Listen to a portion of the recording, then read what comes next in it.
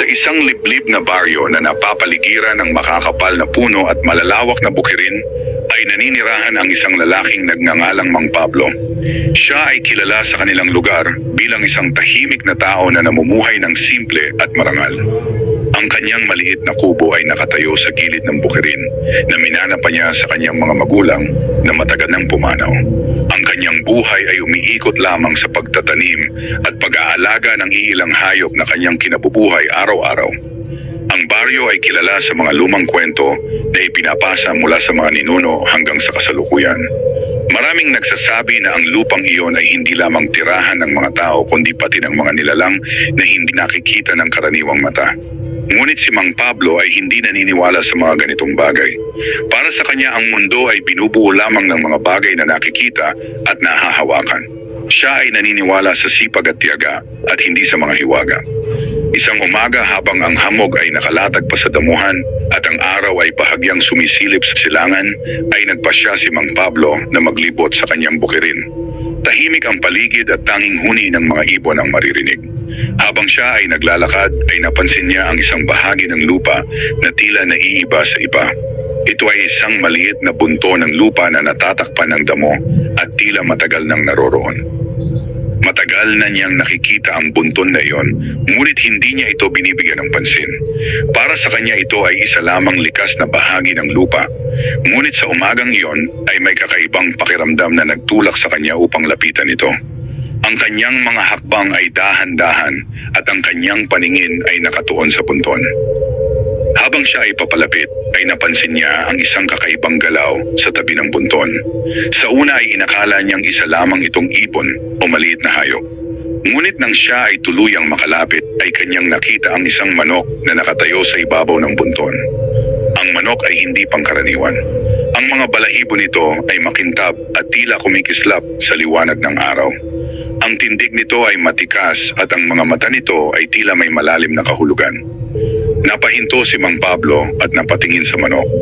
Sa buong buhay niya ay marami na siyang nakitang manok, ngunit wala ni isa ang katulad nito. Ang manok ay hindi gumagalaw at tila nakatingin lamang sa kanya. Ang sandaling iyon ay tila tumigil ang oras. Ang hangin ay hindi gumagalaw at ang paligid ay naging napakatahimik. Isang kakaibang pakiramdam ang dumaloy sa kanyang dibdib. Hindi niya maipaliwanag kung bakit, ngunit tila may kung anong puwersa na humihila sa kanya palapit sa manok. Ang kanyang mga hakbang ay gumalaw ng kusa at siya ay tuluyang lumapit sa bunton. Ang manok ay nanatiling nakatingin sa kanya at hindi man lamang umiwas. Sa sandaling iyon ay naramdaman ni Mang Pablo ang kakaibang tibok ng kanyang puso. Hindi ito dahil sa takot, kundi sa isang pakiramdam na hindi niya maunawaan.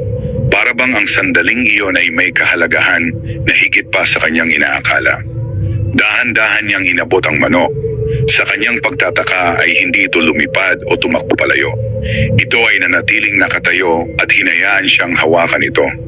Ang kanyang mga kamay ay bahagyang nanginig habang kanyang hinahawakan ang katawan ng manok. Ang init nito ay kakaiba at tila may buhay na higit pa sa karaniwang nilalang. Sa sandaling iyon ay tila may nagbago sa paligid. Ang hangin ay biglang lumamig at ang mga dahon ng puno ay bahagyang gumalaw kahit walang hangin. Ang kanyang puso ay lalong bumilis at ang kanyang paghinga ay naging mabigat. Ngunit hindi niya binitawan ang manok. Hindi niya alam kung bakit, ngunit naramdaman niya na ang manok na iyon ay hindi pangkaraniwan. Para bang ito ay may lihim na hindi pa niya nauunawaan. Ang kanyang isipan ay puno ng tanong, ngunit ang kanyang katawan ay kumilos ng kusa. Dahan-dahan niyang kinuha ang manok mula sa ibabaw ng bunton. Sa sandaling iyon ay tila may isang hindi nakikitang bagay ang naantig sa ilalim ng lupa. Ngunit si Mang Pablo ay walang kamalay-malay sa kung ano ang kanyang nagawa. Ang kanyang mga mata ay nakatuon sa manok habang ito ay kanyang hawak. Ang manok ay tahimik at hindi lumalaban. Ito ay tila kusang sumama sa kanya.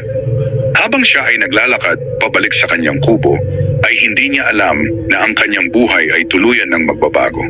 Ang simpleng desisyon na iyon ay magbubukas ng pintuan sa isang hiwaga na hindi niya kailanman inakala. Ang bunto ng lupa ay nanatiling tahimik sa kanyang likuran. Ngunit ang katahimikang iyon ay hindi nangangahulugan ng kawalan ng buhay.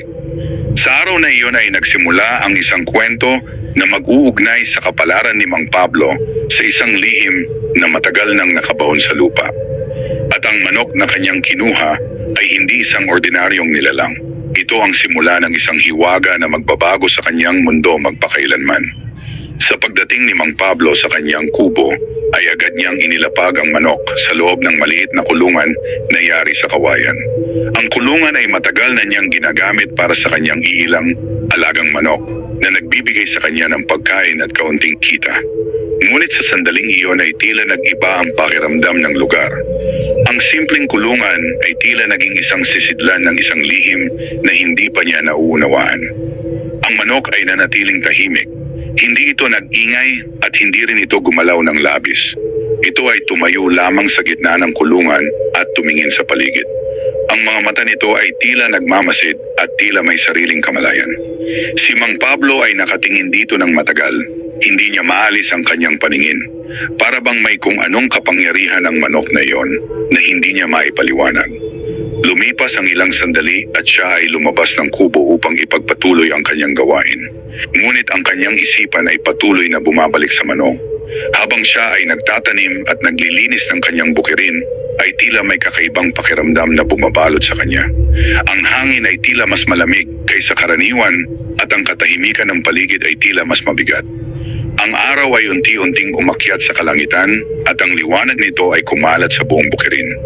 Ngunit sa kabila ng liwanag ay may bahagi ng kanyang damdamin na tila nababalot ng anino. Hindi niya alam kung bakit, ngunit naramdaman niya na ang pagkuha niya sa manok ay may kahulugan na higit pa sa kanyang inaakala. Pagsapit ng tanghali ay bumalik siya sa kubo upang tingnan ang manok. Ito ay nanatili sa parehong lugar kung saan niya ito iniwan. Ngunit sa sandaling iyon ay may napansin siya na hindi niya inaasahan. Ang lupa sa loob ng kulungan kung saan nakatayo ang manok ay tila bahagyang lumubog. Para bang ang lupa ay naging mas malambot sa ilalim nito. Si Mang Pablo ay lumapit at maingat na tumingin. Ang kanyang puso ay bahagyang bumilis. Hindi niya maipaliwanag kung bakit, ngunit tila may kakaibang pagbabago na nagaganap. Ang manok ay tumingin sa kanya at nanatiling tahimik. Ang kanyang isipan ay napuno ng pagkalito. Sa buong buhay niya ay hindi pa siya nakakita ng ganitong pangyayari.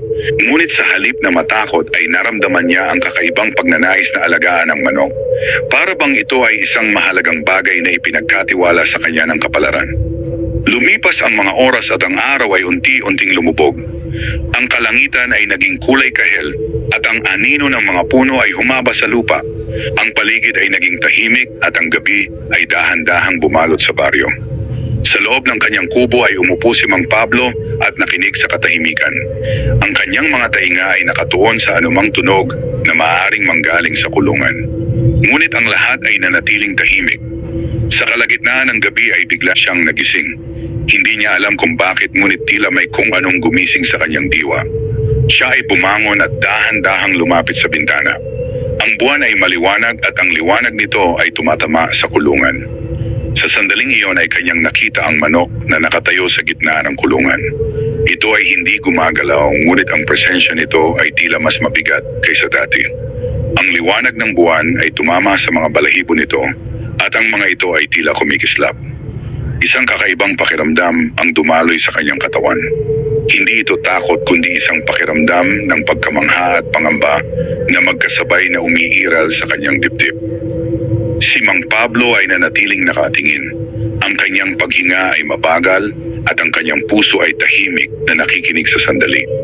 Sa gabing iyon ay naramdaman niya na ang kanyang buhay ay hindi na muling magiging katulad ng dati. Ang manok na kanyang nakuha mula sa punso ay hindi lamang isang simpleng hayop. Ito ay isang simula ng isang lihim na unti-unting magpapakita ng kanyang tunay na kapangyarihan. Ang umaga ay dumating na tila may dalang bagong katahimikan sa paligid ng kubo ni Mang Pablo. Ang liwanag ng araw ay dahan-dahang pumasok sa kanyang munting tahanan at tumama sa sahig na gawa sa kahoy. Siya ay nagising ng may kakaibang pakiramdam sa kanyang dibdib. Hindi ito ang karaniwang pakiramdam ng isang simpleng magsasaka. Ito ay tila isang tahimik na paalala na may nagbago na sa kanyang buhay. Siya ay bumangon at agad na tumingin sa kulungan. Ang manok ay naroon pa rin. Ito ay nakatayo sa parehong lugar at tila naghihintay. Ang mga mata nito ay tahimik ngunit may lalim na hindi maipaliwanag. Si Mang Pablo ay lumapit ng dahan-dahan at pinagmasdan ito. Sa sandaling iyon ay may napansin siyang kakaiba sa lupa sa loob ng kulungan. Ang lupa na dati ay patag ay tila naging mas maayos at mas buo. Para bang ito ay hindi na basta lupa lamang. Siya ay lumuhod at maingat na hinawakan ng lupa. Ito ay malamig at tila mas matibay kaysa dati. Ang kanyang isipan ay napuno ng pagtataka. Hindi niya alam kung paano ipapaliwanag ang kanyang nakikita. Ngunit ang kanyang damdamin ay nagsasabi sa kanya na ang lahat ng ito ay may kaugnayan sa manok na kanyang kinuha mula sa punso. Lumipas ang mga oras at siya ay nagpatuloy sa kanyang gawain sa bukirin. Ngunit sa bawat sandali ay nararamdaman niya ang kakaibang presensya ng manok. Para bang kahit hindi niya ito nakikita, ay alam niyang ito ay naroroon at nagmamasid. Habang siya ay nagtatanim, ay napansin niya ang isang bagay na hindi niya inaasahan. Ang mga halaman na kanyang itinanim, ilang araw pa lamang ang nakalipas ay tila mas mabilis na tumubo. Ang mga dahon nito ay mas berde at ang mga tangkay ay mas matibay. Napahinto si Mang Pablo at pinagmasdan ang mga ito. Sa buong buhay niya bilang magsasaka ay alam niya ang normal na takbo ng paglago ng mga halaman. Ngunit ang kanyang nakikita ay hindi pangkaraniwan. Ito ay tila pinabilis ng isang puwersa na hindi niya nakikita. Ang kanyang puso ay napuno ng pagkamangha at pagkalito. Hindi niya alam kung ito ba ay isang biyaya o isang babala. Ngunit ang kanyang damdamin ay nagsasabi sa kanya na ang lahat ng ito ay may kaugnayan sa manok. Sa paglipas ng araw ay ang kanyang bukirin ay tila nagbago. Ang dating tahimik at karaniwang lugar ay tila naging mas buhay. Ang hangin ay tila mas sariwa at ang lupa ay tila mas may lakas. Ngunit kasabay ng mga pagbabagong iyon ay ang pagdating ng isang pakiramdam na hindi niya maipaliwanag. Ito ay isang tahimik na presensya na tila nagmamasid sa kanya mula sa malayo. Pagsapit ng hapon ay siya ay bumalik sa kanyang kubo. Ang kanyang hakbang ay mabagal at ang kanyang isipan ay puno ng mga tanong. Siya ay lumapit sa kulungan at tumingin sa manok. Ang manok ay nanatiling tahimik. Ngunit sa sandaling iyon ay tila mas malinaw ang kakaibang lakas na nagmumula rito. Ang presensya nito ay hindi pangkaraniwan. Si Mang Pablo ay umupo sa tabi ng kulungan at nanatiling tahimik. Ang kanyang mga mata ay nakatuon sa manok at ang kanyang isipan ay naglalakbay sa mga bagay na hindi niya maunawaan.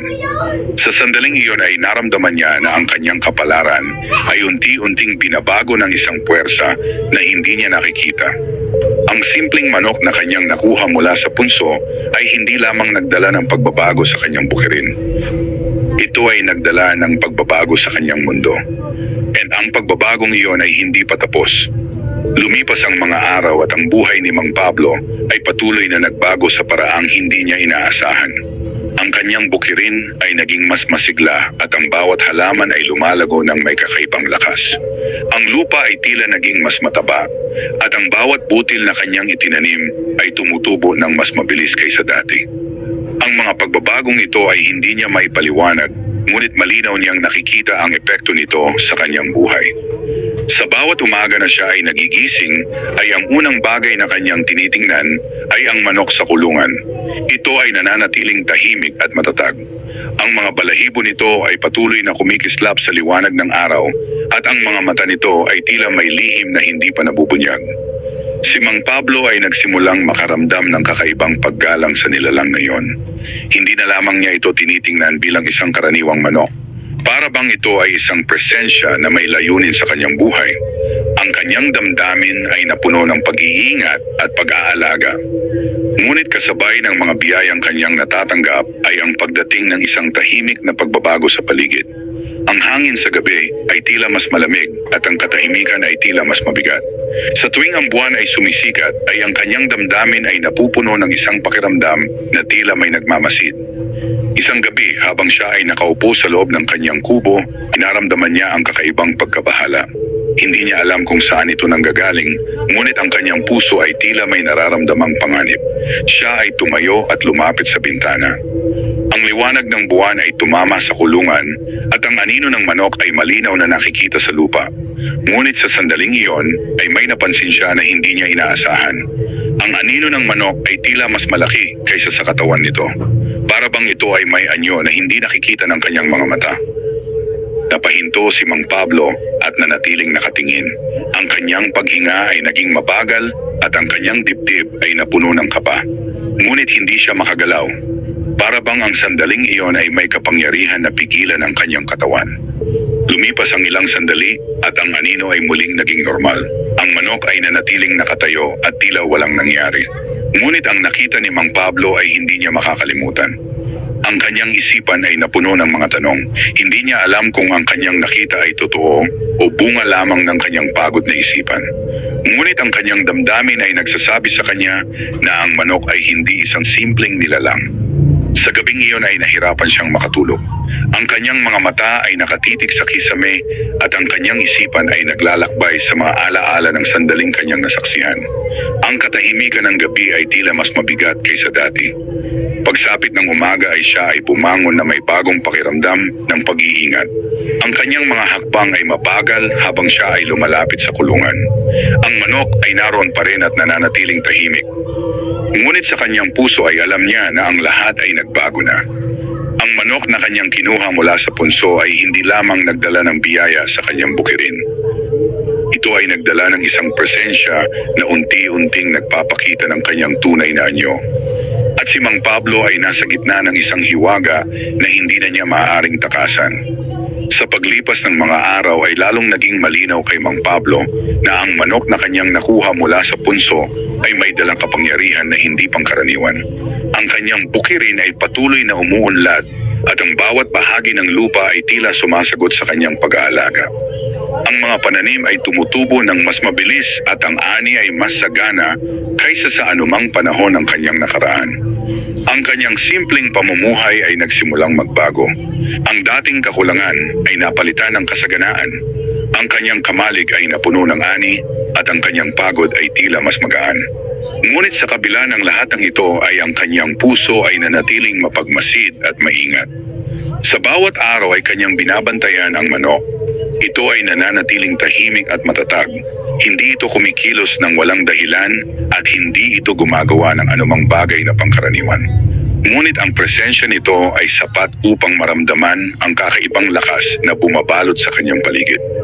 Isang hapon habang ang araw ay papalubog na at ang kalangitan ay nagiging kulay kahel, ay napansin ni Mang Pablo ang isang pagbabago sa hangin. Ang paligid ay tila naging mas malamig at ang katahimikan ay tila may dalang bigat. Ang mga dahon ng puno ay bahagyang gumalaw kahit walang malakas na hangin. Si Mang Pablo ay napatingin sa kulungan. Ang manok ay nakatayo at ang mga mata nito ay nakatuon sa malayo. Para bang ito ay may nararamdaman na hindi niya nauunawaan. Ang kanyang puso ay napuno ng kaba. Hindi niya alam kung bakit, ngunit ang sandaling iyon ay tila may dalang babala. Siya ay lumapit sa kulungan at nanatiling tahimik. Ang kanyang paghinga ay mabagal at ang kanyang mga mata ay nakatuon sa manok. Sa sandaling iyon ay naramdaman niya ang kakaibang lamig na dumaloy sa kanyang katawan. Ang hangin ay tila naging mabigat at ang katahimikan ay tila may kahulugan. Ang kanyang isipan ay bumalik sa araw na kanyang kinuha ang manok mula sa punso. Ang alaala ng bunto ng lupa ay malinaw pa rin sa kanyang isipan.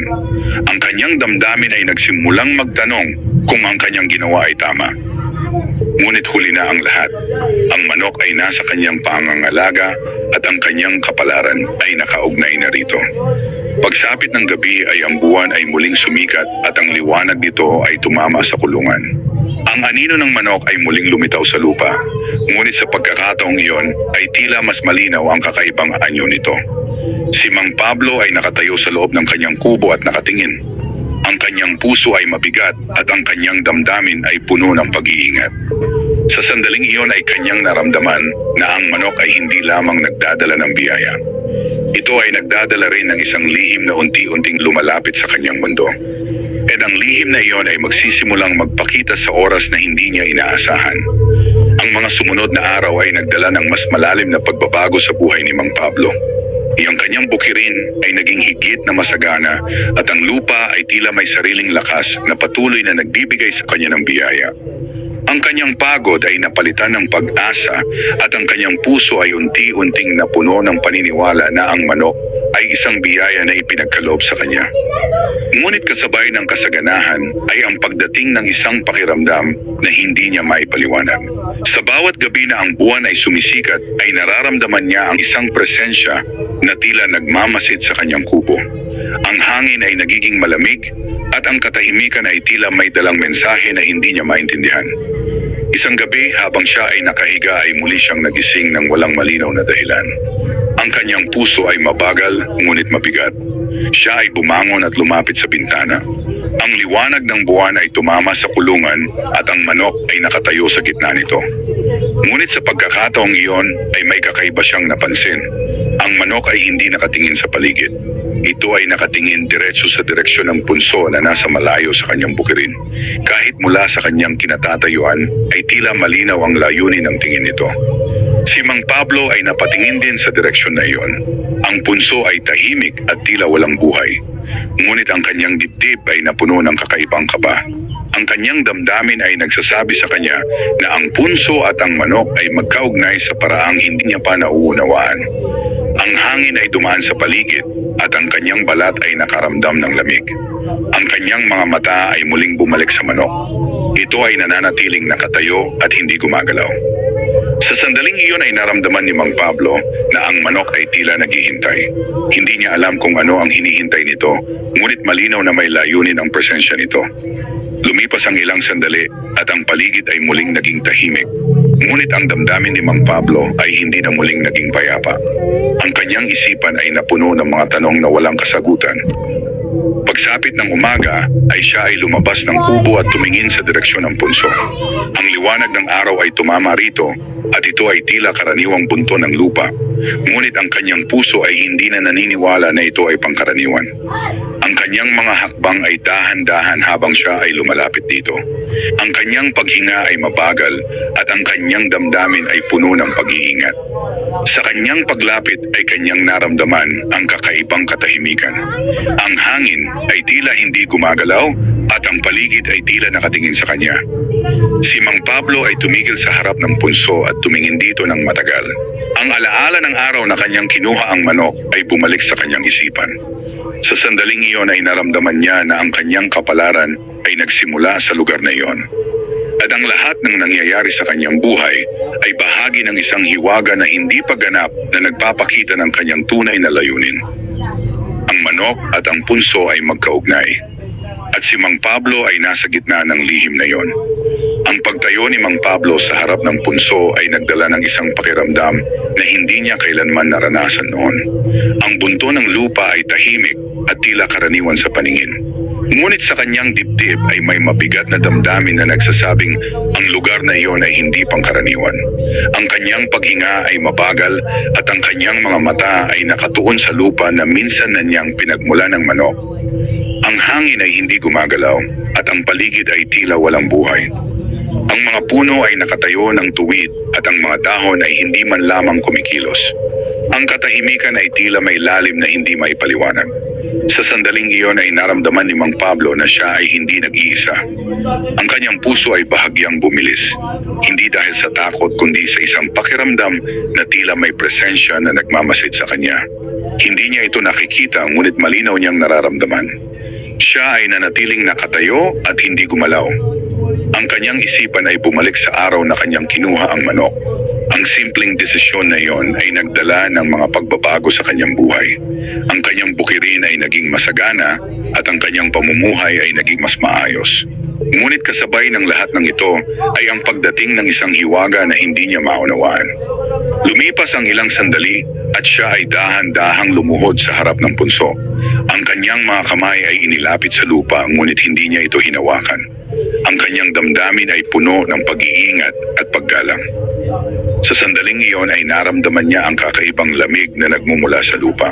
Hindi ito ang karaniwang lamig ng umaga. Ito ay tila may lalim at may kahulugan. Ang kanyang dibdib ay napuno ng kaba, ngunit hindi siya umatras. Ang kanyang mga mata ay nanatiling nakatuon sa punso.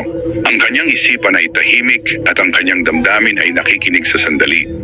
Pagkaraan ng ilang sandali ay siya ay tumayo. Ang kanyang puso ay mabigat, ngunit ang kanyang damdamin ay tila may natutunan na hindi niya maipaliwanag. Hindi niya alam kung ano ang kahulugan ng lahat ng ito, ngunit malinaw na ang kanyang buhay ay nakaugnay na sa hiwagang iyon. Siya ay dahan-dahang tumalikod at nagsimulang maglakad pabalik sa kanyang kubo. Ang kanyang mga hakbang ay mabagal at ang kanyang isipan ay puno ng mga tanong. Sa kanyang pagdating sa kubo ay agad niyang tiningnan ang manok. Ito ay nakatayo sa loob ng kulungan at tila naghihintay sa kanyang pagbabalik. Ang mga mata nito ay nakatuon sa kanya at ang presensya nito ay tila mas mabigat kaysa dati. Si Mang Pablo ay tumigil sa harap ng kulungan at tumingin sa manok ng matagal. Sa sandaling iyon ay naramdaman niya na ang nilalang na iyon ay hindi lamang bahagi ng kanyang buhay. Ito ay bahagi ng kanyang kapalaran. Ang kanyang mundo ay unti-unting binabago ng isang puwersa na nagmula sa punso. At ang pagbabagong iyon ay papalapit na sa isang sandali na magpapakita ng tunay na kahulugan ng manok na kanyang nakuha. Ang mga araw ay lumipas na may dalang lalong lumalalim na pakiramdam ng pagbabago sa buhay ni Mang Pablo. Ang kanyang kubo ay nanatiling tahimik, ngunit ang katahimikan na iyon ay hindi na katulad ng dati. Ito ay tila may kasamang presensya na hindi nakikita, ngunit patuloy na nararamdaman. Sa bawat umaga na siya ay nagigising, ay ang kanyang unang tingin ay napupunta sa kulungan. Ang manok ay naroon pa rin at nananatiling tahimik. Ang mga balahibo nito ay makintab at tila mas maliwanag kaysa sa karaniwang liwanag ng araw. Ang mga mata nito ay patuloy na may lalim na hindi maunawaan. Si Mang Pablo ay lumapit sa kulungan at tumigil sa harap nito. Ang kanyang paghinga ay mabagal at ang kanyang dibdib ay may dalang pag-iingat. Hindi niya alam kung bakit, ngunit ang kanyang damdamin ay tila nagtuturo sa kanya na ang manok ay hindi lamang isang hayop na kanyang inaalagaan. Sa kanyang pagtingin dito ay naramdaman niya ang kakaibang katahimikan na tila may kahulugan. Ang paligid ay tila huminto at ang sandali ay naging mabigat. Lumipas ang ilang sandali at siya ay lumabas upang ipagpatuloy ang kanyang gawain. Ngunit sa bawat hakbang ay ang kanyang isipan ay bumabalik sa manok. Ang presensya nito ay tila sumusunod sa kanya kahit hindi niya ito nakikita. Habang siya ay naglalakad sa kanyang bukirin, ay napansin niya na ang lupa ay tila mas maayos kaysa dati. Ang bawat bahagi nito ay tila may lakas na hindi niya maipaliwanag. Ang kanyang puso ay napuno ng pagkamangha, ngunit kasabay nito ay ang pagdating ng isang pakiramdam na tila may darating. Pagsapit ng hapon ay ang kalangitan ay naging maputla at ang hangin ay naging malamig. Ang mga puno ay nanatiling tahimik at ang paligid ay tila naghihintay. Si Mang Pablo ay bumalik sa kanyang kubo at tumigil sa harap ng kulungan. Ang manok ay nakatayo at ang mga mata nito ay nakatuon sa kanya. Sa sandaling iyon ay naramdaman niya ang kakaibang koneksyon sa nilalang na iyon. Hindi niya alam kung paano ito ipapaliwanag, ngunit malinaw na ang kanyang buhay at ang manok ay magkaugnay sa paraang hindi niya pa lubos na nauunawaan. Ang gabi ay dumating at ang buwan ay sumikat sa kalangitan. Ang liwanag nito ay tumama sa lupa at ang anino ng kulungan ay lumitaw sa paligid. Si Mang Pablo ay nanatiling gising at nakatingin sa manok. Ang kanyang dibdib ay mabigat at ang kanyang damdamin ay puno ng pag-aabang. Sa sandaling iyon ay naramdaman niya na ang katahimikan ay may dalang mensahe. Ang manok na kanyang nakuha mula sa punso ay hindi lamang nagdala ng pagbabago sa kanyang bukirin. Ito ay nagdala ng isang kapalaran na unti-unting nagpapakita ng kanyang tunay na layunin. At si Mang Pablo ay papalapit na sa sandali ng katotohanan. Ang gabi ay lumipas ng mabagal para kay Mang Pablo. Ang kanyang mga mata ay nanatiling bukas at ang kanyang isipan ay hindi mapakali. Ang liwanag ng buwan ay patuloy na tumatama sa kulungan at ang anino ng manok ay malinaw na nakikita sa lupa. Ang katahimikan ay tila may lalim na hindi niya maunawaan. Sa bawat sandali ay nararamdaman niya ang isang presensya na hindi nakikita. Hindi ito gumagawa ng tunog, ngunit ang bigat nito ay malinaw sa kanyang dibdib. Ang kanyang paghinga ay mabagal at ang kanyang puso ay tila nakikinig sa paligid. Ang manok ay nananatiling nakatayo at hindi gumagalaw. Ang mga mata nito ay tila nakatuon sa kawalan. Ngunit sa sandaling iyon ay naramdaman ni Mang Pablo na ang nilalang na iyon ay may alam na hindi niya alam. Lumipas ang ilang oras at ang dilim ng gabi ay unti-unting napalitan ng liwanag ng umaga. Ang kalangitan ay naging maputla at ang hangin ay naging mas malamig. Si Mang Pablo ay bumangon at lumabas ng kubo. Ang kanyang mga hakbang ay dinala siya sa direksyon ng punso. Hindi niya alam kung bakit, ngunit ang kanyang damdamin ay tila hinihila siya pabalik sa lugar na yon. Ang lupa ay tahimik at ang paligid ay tila walang buhay. Siya ay tumigil sa harap ng punso at tumingin dito ng matagal. Ang alaala ng araw na kanyang kinuha ang manok ay muling bumalik sa kanyang isipan. Ang kanyang dibdib ay napuno ng mabigat na pakiramdam. Sa sandaling iyon ay naramdaman niya ang kakaibang lamig na nagmumula sa lupa. Ang hangin ay tila hindi gumagalaw at ang katahimikan ay tila mas malalim kaysa dati. Ang kanyang puso ay bahagyang bumilis. Hindi dahil sa takot kundi sa isang pakiramdam na tila may darating. Si Mang Pablo ay nanatiling nakatayo at hindi gumalaw. Ang kanyang mga mata ay nakatuon sa punso at ang kanyang isipan ay tahimik. Pagkaraan ng ilang sandali ay siya ay dahan-dahang tumalikod at nagsimulang maglakad pabalik sa kanyang kubo. Ang kanyang damdamin ay mabigat, ngunit malinaw sa kanya na ang lahat ng ito ay may kahulugan. Sa kanyang pagdating sa kubo ay muli niyang tiningnan ang manok. Ito ay nakatayo at tila naghihintay. Ang mga mata nito ay nakatuon sa kanya at ang presensya nito ay tila mas malalim kaysa dati. Sa sandaling iyon ay naramdaman ni Mang Pablo na ang oras ay papalapit na. Ang lihim na matagal nang nakatago sa punso ay unti-unting magpapakita. At ang manok ang magiging susi sa pagbubunyag ng katotohanan na magbabago sa kanyang kapalaran. Ang umaga ay dumating nang may dalang kakaibang bigat sa damdamin ni Mang Pablo. Ang liwanag ng araw ay sumikat sa kanyang bukirin, ngunit ang kanyang puso ay hindi nakaramdam ng karaniwang kapanatagan. Ang hangin ay malamig at ang paligid ay tila naghihintay sa isang bagay na hindi pa niya nauunawaan. Siya ay lumabas ng kanyang kubo at ang kanyang mga mata ay agad na napunta sa kulungan. Ang manok ay nakatayo sa loob at ang presensya nito ay tila mas matindi kaysa dati.